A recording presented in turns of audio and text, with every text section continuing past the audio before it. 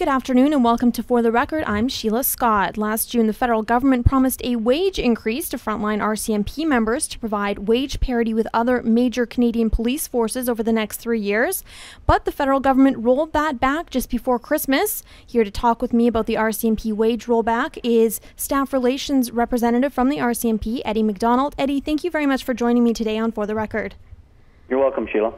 So, Eddie, why don't we begin by giving a little bit of history on this wage rollback from the RCMP perspective? What was promised by the federal government and what has actually been delivered?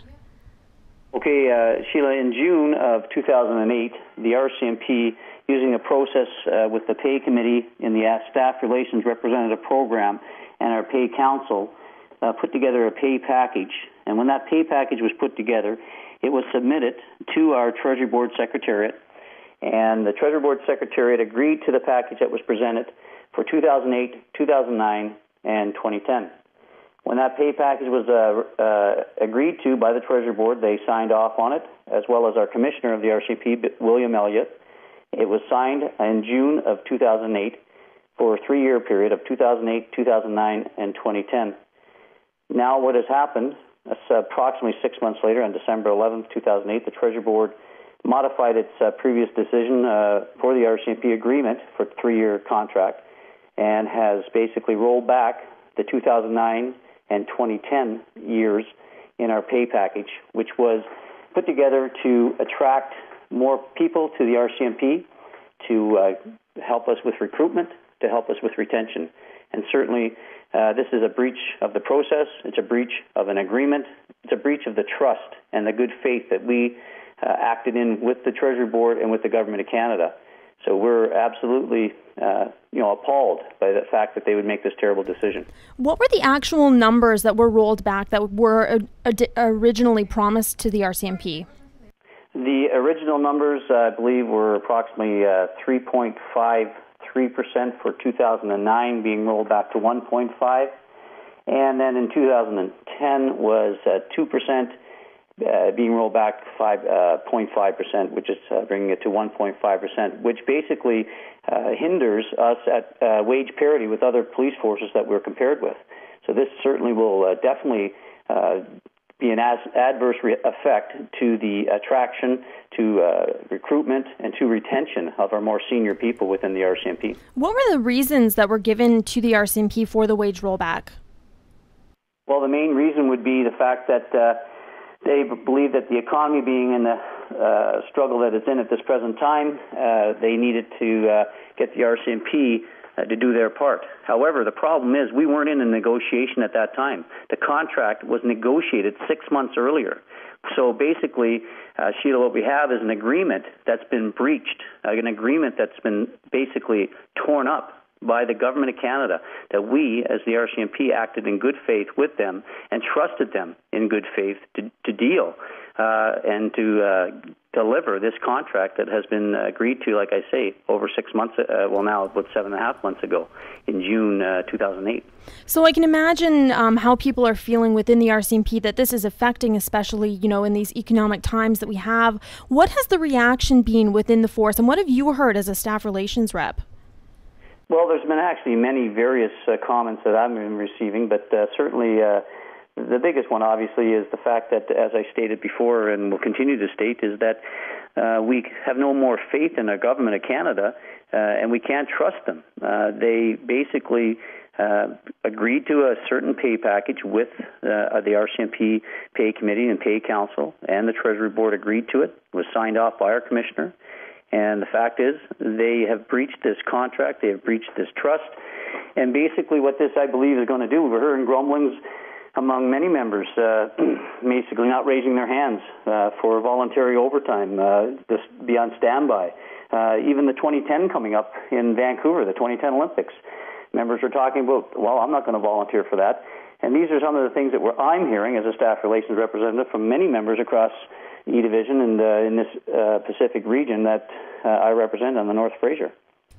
And this is something you touched on a little earlier. I know the RCMP has been having, they have recruitment targets and may have been having a hard time attracting members to hit those targets. I can imagine these current wages aren't helping. How is this affecting recruitment?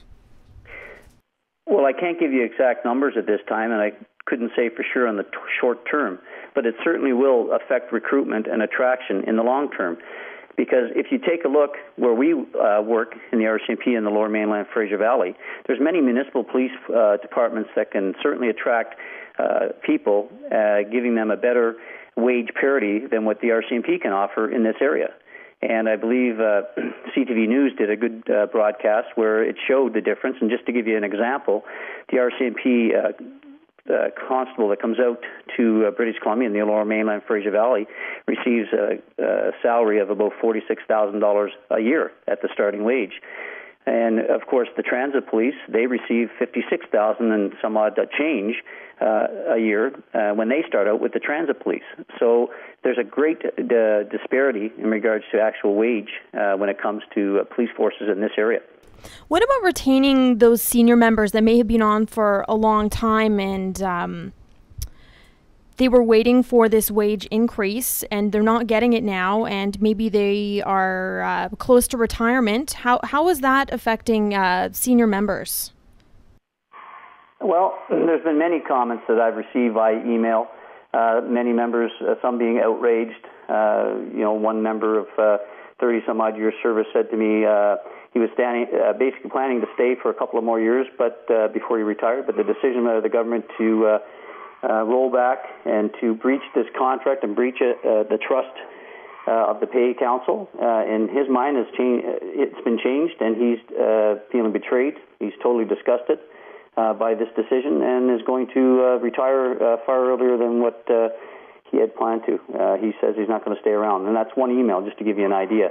But there's several that I've been receiving in regards to this, and it's absolutely, the members are disheartened, they're disillusioned, and absolutely sick by the fact that the federal government would make a terrible decision and to breach an agreement in the trust in the RCMP by this rollback. So what's the next step for the RCMP to take here in this situation? Well, we're doing many things. We have a site which is called www.callforbackup.ca, and on that site there's many different parts of the site. There's a petition that people can sign, the police personnel, the public, anybody can go to that site, callforbackup.ca, and sign the petition. We've been writing to members of Parliament. We've been writing to the Vic Taves, the President of the Treasury Board Secretariat, to Peter Van Loan, who's the Minister of Safety. We've been writing to the Prime Minister. We've been writing to other MPs from the Liberal Party, from the New Democratic Party. We have been doing news broadcasts like I'm doing with you tonight on radio, TV, the newspaper.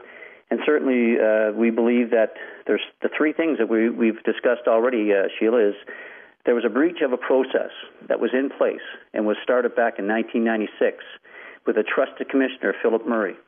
And that process has been in place since 1996, and it was based on trust and fair play and acting in good faith. This process, because of what the Treasury Board has done on December 11, 2008, has been basically challenged, and the integrity of the process is basically in disrepute as a result of what's taken place. And number two, it's a breach of an agreement that was signed by the Treasury Board and by the Commissioner of the RCMP. It was approved and accepted by the Government of Canada, and it has been breached. That's an agreement. It would be no different than you and I going into signing an agreement at a bank for a mortgage, and we get it at a certain rate, and the next day that rate jumps up and the bank ripped up the agreement. It would be absolutely no different. That they couldn't do that by law, and obviously we're challenging that in the law as well.